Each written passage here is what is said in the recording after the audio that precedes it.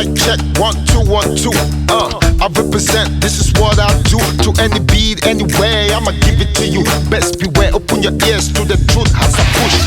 I'm the man, I list the plan, fool. Any best that I kick is for your mind, fool. I'm a pimp, so I'll be up in your mind frame. Don't be a lame or trick up in this vibe. All right, ladies and gentlemen.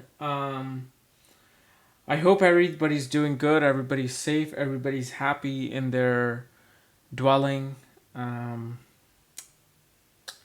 It's just been a strange day today. This is why I'm just kind of taken away. If you're one of those lucky people who got to witness my post on Facebook, which I deleted, just, some issues came up with a very close friend of mine who kind of needed some help today. And thanks to you guys who get my books, get my reports, watch my channel, I was able to help this person today financially. And it just, the thing that really got me emotionally, which I'm still emotional about, is that this person has a dog, very cute dog, who's blind and deaf, and she just found out today that he has 2 months to live, and it just got me today, man. It's just,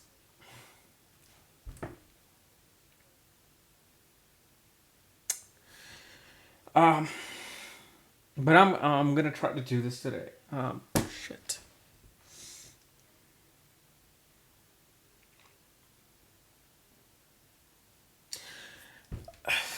It's because of you guys contributing to my channel, my website, getting things from my website that I was able to help this person. And knowing that this person doesn't have any place to live anymore, it broke my heart. So, I don't even know how I'm gonna do this, but I'm gonna try to do this. I'm gonna try to do this today. God, I hope I have my senses right now, because I just it's not even about this person who's a family friend who doesn't have a place to live right now. It's just, I imagined Yash being in a situation where I don't have a place to live. Has a kidney failure where he's gonna go away, and it just broke my heart. And it just, I did whatever I could financially for this person, and they're staying with me right now at my place. But when I did help out, it was just, man, thank you guys. It just, I'm able to do this in my life. I'm able to, just contribute and help people in my life. All right, so I wanted to talk about so many things today, but I just emotionally can't. Okay, so I'm just gonna go straight to the Q&A. But anyway, guys, as always, if you want to get your full astrological report and my books, Astrology, Conjunction, and Aspects of the Speed of Light, for that, check out the links down there, astrologycares.com, and you can get your full astrological report. And I know many people have been asking me, hey, Kapiel, I got the chart, but I do not know how to read my chart. What's going on? I have an option 6. If you click on the link and go on this shop section, if you see the option 6, I actually give you the audio file telling you exactly where your planets are, what your nakshatra is, what conjunction you're having, mahadashas, all of the basic details you need to know about your birth chart, I give to you. But it just yeah, it's there. And again, thank you very much for clicking on the website. So anyway, let's get started from our for our Q&A. So the first question comes from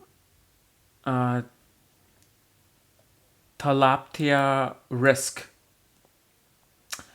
Cancer ascendant, Venus in the 8th house in the sign of Aquarius, being the lord of 11th and 4th house. Venus is in the friendly house here, and it's aspected by Jupiter, lord of the 8th house. Saturn is in the sign of Capricorn. How would my Venus Antradasha, I'm running the Saturn Mahadasha. Well, this is, if you have the blessings of Jupiter, then it is a very good Venus. Because this Venus shows, I don't know if you're a man or woman, but if you're a man, your wife will suddenly bring you windfall of money. And your wife will be quite stable. She will be very scientific minded person. She might actually be into a cult. And at the same time, she will be contributing to your joint assets, to your property, to your incoming gain. So overall, a lucky spouse. Okay. The only thing that I would say is that you should definitely marry somebody after the age of 28 with this position. Actually, it'll be better if you waited till 32, but the later you marry, especially when Saturn is in Capricorn in the 7th house, the better. So the next one is from Gopal Harvey. As most of the planets control 2 signs, as they will be occupying 2 houses, so which sign will be more effective on planetary placements? That's a very good question. The sign that you really want to look for each planet is their Mool Trikon sign. And what I mean by Mool Trikon sign is that, let's say Jupiter controls the sign of Sagittarius and sign of Pisces. However, Jupiter considers Sagittarius is his true home, and Pisces is his vacation home. So imagine if you were in Aspen in Colorado as your vacation home, you're going to feel good for 1 day, 2 days, 3 days, 4 days, 5 days. But after a while, you're going to miss your home. You're going to feel like I need to go home and take care of things. So it's always a Mool Trikon sign of a planet that, does very well compared to the other sign that they own. And I talk about this in my book, Astrology at the Speed of Light, regarding the Mool Trikon sign, functional, malefic, and benefic, and how the concept, plays into this scenario. So, yeah, you want to look at the Mool Trikon signs of the planets. Next one is from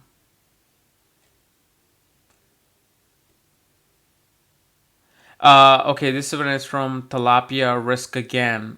Does your Lord through houses work for Namansha and other divisional charts as well? Yeah, they do. You always want to look at that. Okay, the only thing that you want to know though is that the house that the divisional chart is really emphasizing. If let's say you're looking at your Saptamsha chart, you want to see where the 5th Lord is placed more than the 6th Lord, 7th Lord, 8th Lord, 9th Lord. Just pay attention to the 5th Lord and the placement of the 5th Lord. If you're looking at Namansha, look for the 7th Lord and where the 7th Lord is placed. So the Lord through houses series does apply, but only to one house in the divisional chart. So the next one is from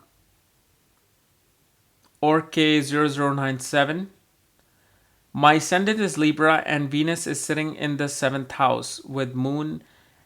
And well, it's my 1st and 8th Lord is aspecting the 1st. Does it not mean the same influence mentioned in the video of 8th Lord in the ascendant? Well, the malefic 8th Lord. Okay, my ascendant is Libra and Venus is sitting in the 7th house with Moon. And well, it's my 1st Lord and 8th Lord. And I don't understand your question. Sorry. Tushya Shararath. Hi, couple. What if 7th Lord is with Rahu in the 10th house for Taurus ascendant? Is it also the sign of cheating? First of all, what this shows is that you're going to find a very aggressive spouse in life, and especially a spouse who will be from foreign lands, somebody who's obsessed and married to their work. So yes, there is a chance of cheating because Mars represents your sexual energy along with Venus. And when Mars is with Rahu, Rahu wants to break boundaries. Remember, Rahu doesn't care what is considered, being monogamous or monotonous. It just wants to explore things. So it's a very good chance that it could represent cheating. Next one is from Kush Patel. Hello Kapil, my question is, my Karakamsha Lagna is 7th house Virgo. Venus, Amatya Karka and Rahu is placed in Libra. Second from Karakamsha, and Moon Amatya Karka is placed in Taurus. Well, how come you have two Amatya Karkas? You cannot have two Amatya Karkas. Either it's the Amatya Karka Venus or Amatya Karka Moon. You cannot have two same Karakas in Gemini. So I would love to answer this, but again, I can't. Next one is from Sumita RC. This Jupiter is in conjunction with Mars, my 7th lord, is in the 8th house. What do you think my relationship with in-laws troubled? Well, first of all, I do not know what sign your Jupiter is placed in, what sign your Mars is placed in, what is your ascendant. You haven't told me that. But with Jupiter looking at the 8th house, always saves the relationship with in-laws. But with Mars aspecting the 7th house shows that you are the one who's going to be quite aggressive towards your in-laws, not them being aggressive towards you. Unless Mars is ruling the 8th house and going into the 2nd house shows that your in-laws are trying to control you. But with this aspect shows you're trying to dominate your in-laws. Okay? Okay, so the next one is from Satya Pandey. Kapil, can you please address this in your next Q&A? What happens when your Chara Dasha runs out? Is this the end of one's life? I know you don't talk about people's lifespan, but I've been seeking this answer. Please address this. Well, there's something to laugh about, so that's good that you asked me this. No. Just because you have run through your entire cycle of Chara Dasha doesn't mean you're going to die. Because of the fact the Dashas recycle themselves. Because remember, Chara Dashas can be 1 year each. 1 year, 2 year, 3 year, 4 year, 5 year, 6 years. Depending upon how far the planet is from its ruling sign. Okay, and then you subtract 1 from that particular sign. So just because you have a 12-year or 24-year Chara Dasha total doesn't mean you're going to live till only 24. No. Dashas are simply time periods to tell you what is happening. It's not like Dashas are like a time period where you will start and end your life. Otherwise, everybody will be living up to 120 years because Vimshotri Mahadashas in Vedic astrology are the main Mahadashas that run for a 120-year cycle. Now, when was the last time you heard somebody living for 120 years? Not as often. Probably once every 7, 8, or 10 years you hear somebody past the age of 115, 120, 118, things like that. But just because your Chara Dasha cycle is coming to an end of all the 12 signs doesn't mean you're going to die. You're just going to recycle from the same sign again. So, no, you don't need to be panicked about that. Next one is from Tushya Sharma. Let's see.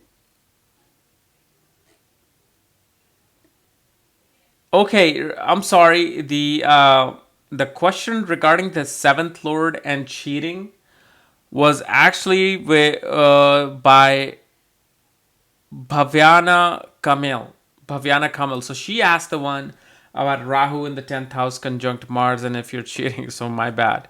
So this one is from Tushya Shrath. Hi Kapil, I'm conflicted with my son's horoscope since people say they lead a hard life if they have planets in the 8th house. Since my son has Sun, Mercury, Venus, and Saturn in the 8th house, and Ketu in the 4th house, and Aquarius ascendant, which leads to the death of the mother, as said by some astrologer. Please clarify. First of all, you need to stop listening to these moronic astrologers. Okay? These astrologers, half of them do not know head to tail what's going on in astrology.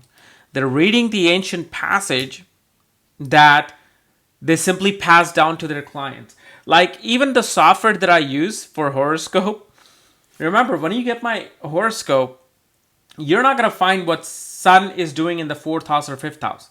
These horoscopes of the automated horoscope that you see on the websites or anywhere else are so completely stupid and useless.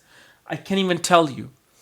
And just because you have planets in the eighth house doesn't mean you're going to live a hard life. You know who else has the planets in the eighth house? Amitabh Bachchan. He has literally 5 planets in the eighth house. He is literally a god to people and still living healthy. There you go. There's your answer. You can't rely on these stupid one scenario positions of planets to determine the entire life of your sun. So next one is from Machinimi Rajiv. I have a question for you. What if the planet is exalted in the birth chart, D1, and debilitated in the Mansha? Well, what this simply means is that the planet is really becoming weak as you progress in your life. So let's say if your sun is exalted in your birth chart and is debilitated in the Mansha chart, shows that you grew up with a lot of confidence and self-esteem in your life, but as you were growing up, after your youth, you ran into situations where things happened where your self-esteem and confidence just came down. And you looked for other alternative means, negative means, to raise your confidence. Perhaps you started drinking more. And you're like, okay, when I'm drunk, I feel more confident.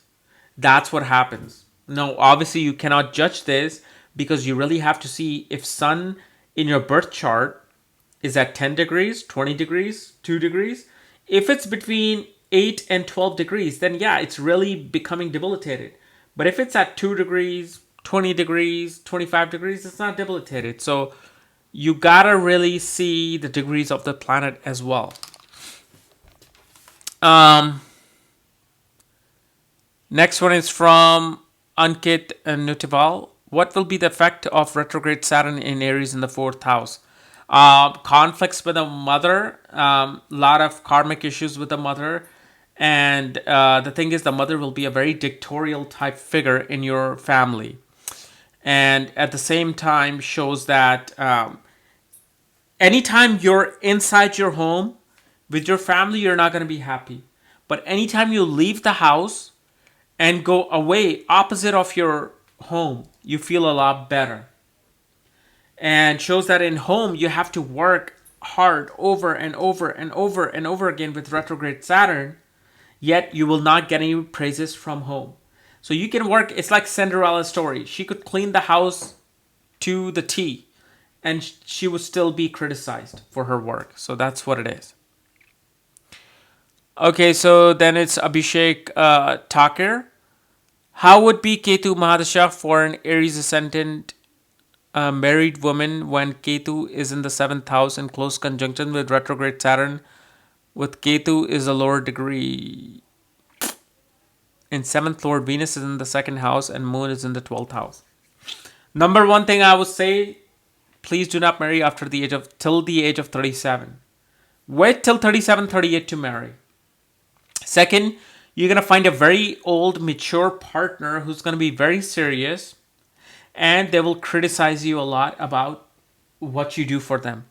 You can give them a diamond bracelet and they'll still find a way to criticize you about that diamond bracelet you gave them. So unless Jupiter looks at this position, if Jupiter is aspecting your 7th house, then you're going to get a very dedicated, mature spiritual spouse.